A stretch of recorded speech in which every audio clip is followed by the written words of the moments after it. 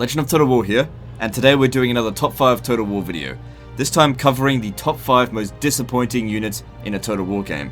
So that's not necessarily the weakest units, but units that might have a high cost involved with their recruitment or upkeep, and generally speaking do not provide much value to your army.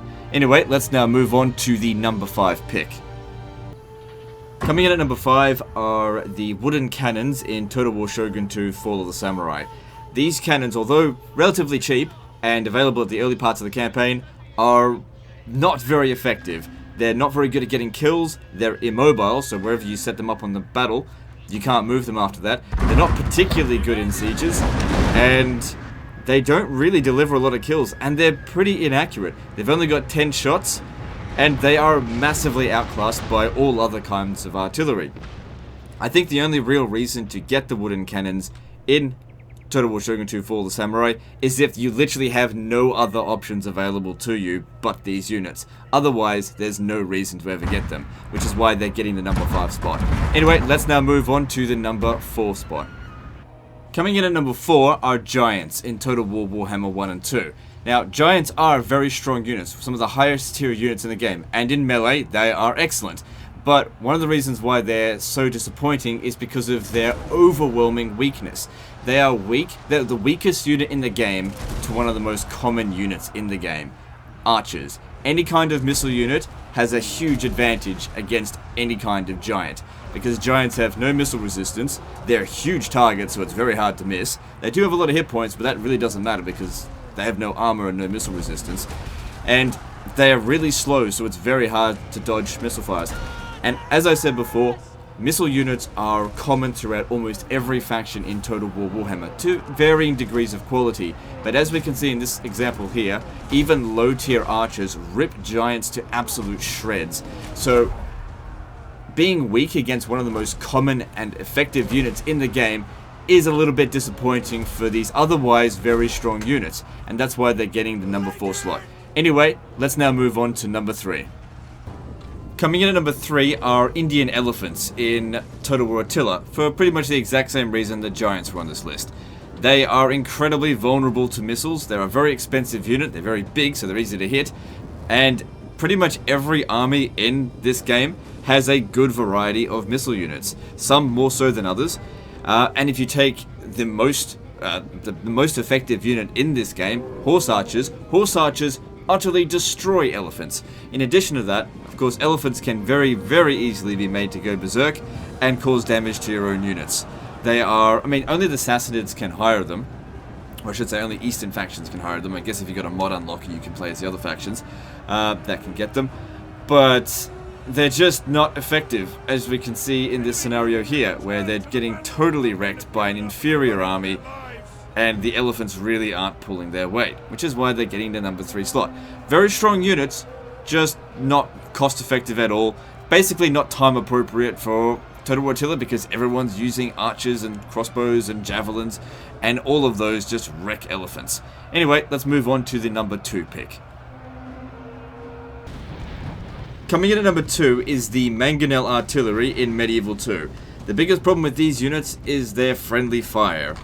These units are so inaccurate. Now, all artillery units are inaccurate in Medieval 2, but the Mangonels are by far the most inaccurate. Now, the projectiles that they shoot is arguably the most powerful in the game, but the problem is it's incredibly unreliable. Now, most of the time with most artillery, you would have them behind your infantry, and that's oftentimes the worst place to put this thing, because you will quite often hit your own units, as we've seen multiple times already in this battle. It's aiming over here, it missed its mark by a country fucking mile, and this is very common with the Mangonel.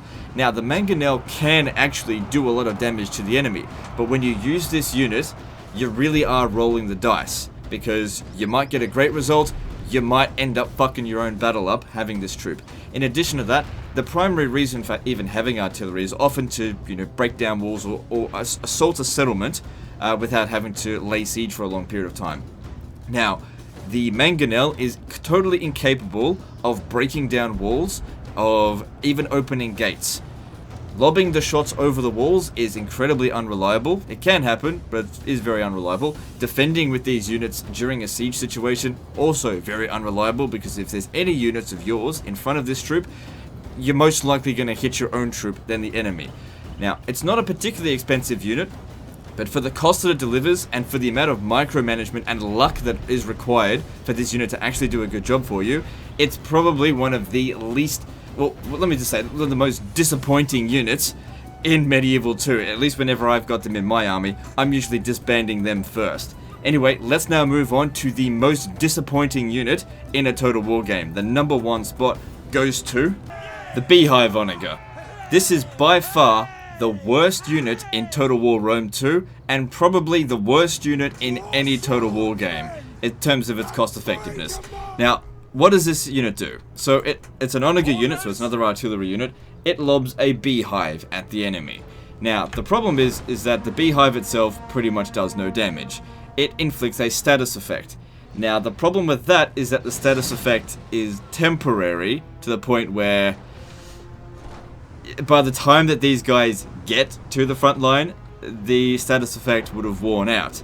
And the thing is, if you shoot the Beehive Onager when the enemy are closer, well, then you're probably going to hit your own unit because it's not particularly accurate. So not only does it do basically no damage, like it might get 10 kills if you're lucky, but it also inflicts a status effect that, in essence, it's not a bad status effect, but it's so temporary that it just doesn't really do its worth. So it's a fairly expensive unit as well. Now, how many of you that play Rome 2 can honestly say that you've ever used a Beehive Onager and said to yourself, oh, you know what? This is an effective unit, I'm going to keep it in the army. No, I don't think anyone, I'd never see anyone in multiplayer or in single player ever bring a Beehive Onager. And I think the worst thing about this fucking unit is that it's tied behind a DLC.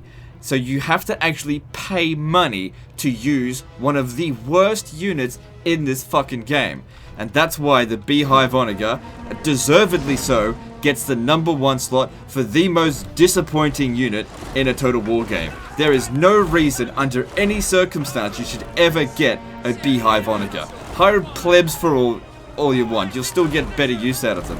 Anyway, that's my top 5 pick. What are your thoughts? I reckon that the unit set of the picks that are going to have the most contention is probably the Giants and the Mangonels. But those are units that I've always found to be very disappointing in my armies. Anyway, let me know what you think and let me know what you want in the next top 5. I'll see you next time, fuckers.